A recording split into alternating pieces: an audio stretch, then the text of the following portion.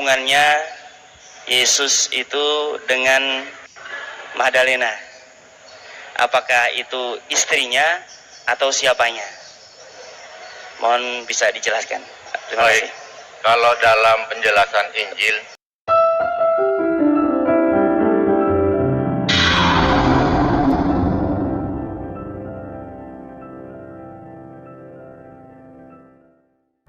ya, salam Bapak Ibu yang dikasihi Tuhan dimanapun kita berada pada saat ini.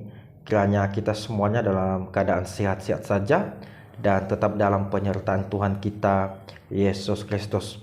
Amin.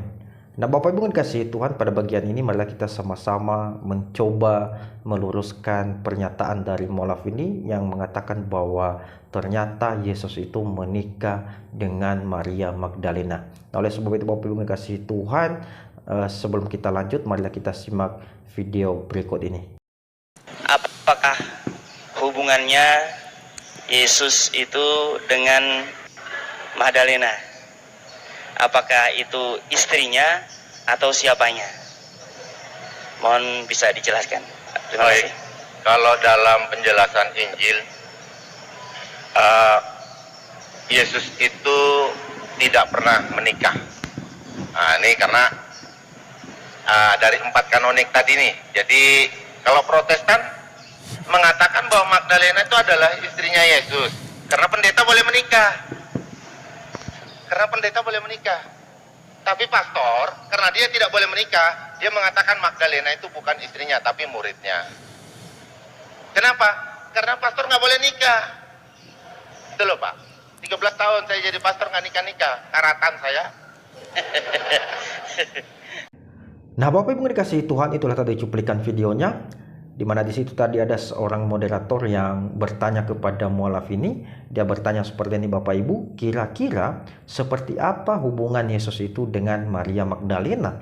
Lalu si mualaf ini menjawab, menurut Alkitab dan iman orang Kristen Protestan, mereka menganggap bahwa Yesus itu menikah dengan Maria Magdalena karena di situ pendetanya diizinkan menikah. Tetapi berbeda dengan Kristen Katolik, ya, mereka menganggap bahwa Yesus itu tidak menikah dan Maria Magdalena hanya sebagai murid Yesus Kristus karena di situ pastornya tidak diperbolehkan untuk menikah.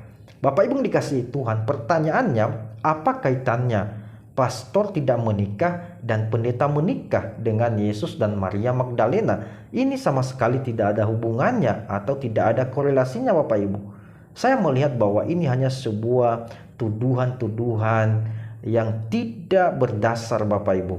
Dan saya melihat bahwa sebenarnya ini sudah masuk dalam penistaan karena sudah mencampuri kepercayaan orang lain, sudah masuk ke ranah keimanan orang lain yang seharusnya itu tidak boleh diperdebatkan, Bapak Ibu, ya. Apalagi hal ini dibahas dan disampaikan di dalam masjid, yang seharusnya di dalam masjid itu seorang ustadz menyampaikan hal yang baik, membahas kitab sucinya, dan itu yang disampaikan kepada umatnya.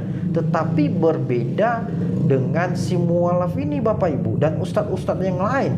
Malahan kitab suci orang Kristen atau Alkitab yang sering sekali dibahas di dalam masjid, Bapak Ibu, ya. Tetapi mereka membahas itu dengan tujuan yang tidak baik.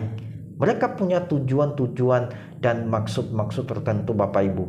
Tidak lain dan tidak bukan hanya untuk menjatuhkan iman kekristenan dan menghujat, memfitnah, Bapak Ibu, ya.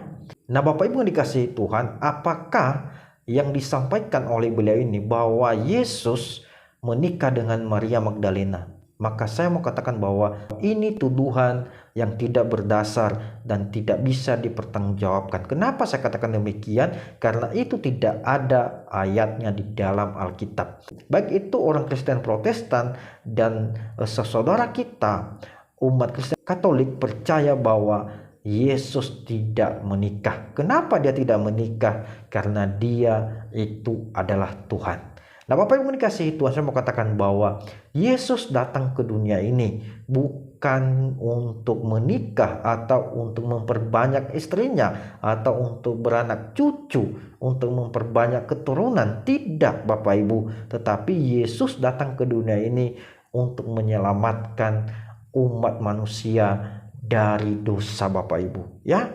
Karena setiap orang yang percaya kepadanya pasti akan diselamatkan. Tetapi siapa yang tidak percaya bahwa Yesus adalah Tuhan, sudah pasti akan dibinasakan.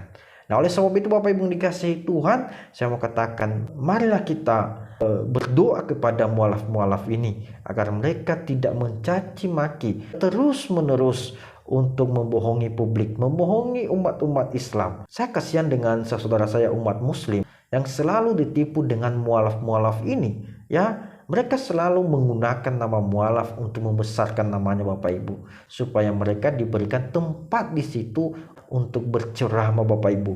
Jadi dengan adanya satu tempat yang diberikan kepada mereka, maka di situ mereka lebih leluasan untuk menghina, memfitnah kekristenan, Bapak Ibu.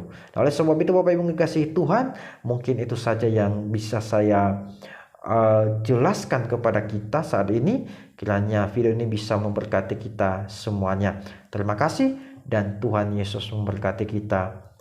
Amin.